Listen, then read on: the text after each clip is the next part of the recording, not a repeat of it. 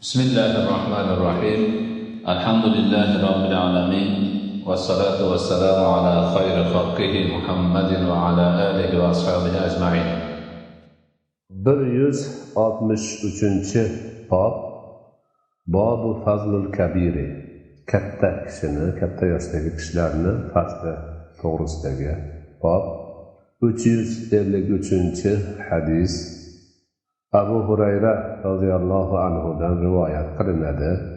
U kishi payg'ambar alayhisolatu vassalomdan rivoyat qiladilar. U zot aytibdilarki: "Man lam yarham saghirana va ya'rif haqqa kabirina falaysa minna." Kimki bizning kichkinamizni, ya'ni kichkina bolalarimizni rahm qilmasa va kattalarimizni haqqini bilmasa, ado qilmasa, u bizdan emasdir debdilar. Bu mashhur hadis.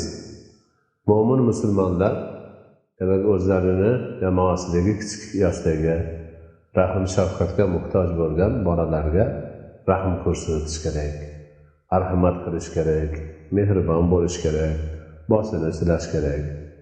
Shu bilan birga esa kattalarni haqqini bilib, ularni ehtiromini joyiga qo'yib, e'zozini joyiga qo'yish kerak. Mana shu mo'minlik, musulmonlik siymosi bo'ladi. Musulmon jamiyatining a'zosini belgisi bo'ladi. Agar o'sha jamiyatda yashab turib, istiqomat qilib turib, kichkinalarga rahmli bo'lmasa, kattalarga ehtiromli bo'lmasa, haligi siymoni yo'qotadi. Shuning uchun payg'ambarimiz undoq odam bizdan emasdir deyaptilar. Mana shu ma'noni biz anglashimiz kerak, bunga amal qilishimiz kerak. Kichkinalarga rahm shafqatli bo'lib, kattalarga hurmat, ehtiromli bo'lishimiz kerak. 354-hadis Abdulloh ibn Amr ibn As radhiyallohu anhudan rivoyat qilinadi. U kishi Nabiy sallallohu alayhi vasallamga yetkazib aytgan ekanlarki, payg'ambarimiz aytdilar: "Man lam yarham saghirana va ya'rif haqqa kabirana falaysa minna." Bu ham o'sha avvalgi hadisni o'zi ekan. Bir oz demak lafzida o'zgarish bo'lsa ham, lekin avvalgi hadisni ta'kidi uchun, bu ma'noni yana quvvatlash uchun kelgan ekan.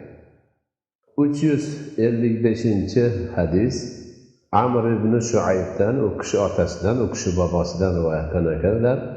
Rasululloh sallallohu alayhi vasallam aytdilarki: "Laysa minna man lam ya'rif haqqa kabirina va yarham saghirana."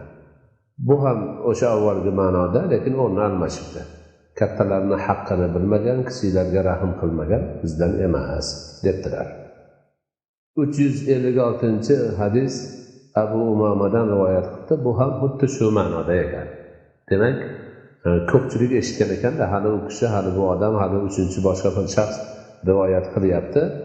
Buni ma'nosi shuki, payg'ambarimiz alayhisolatu vassalomdan bu gap bir necha marta qayta sodir bo'lgan.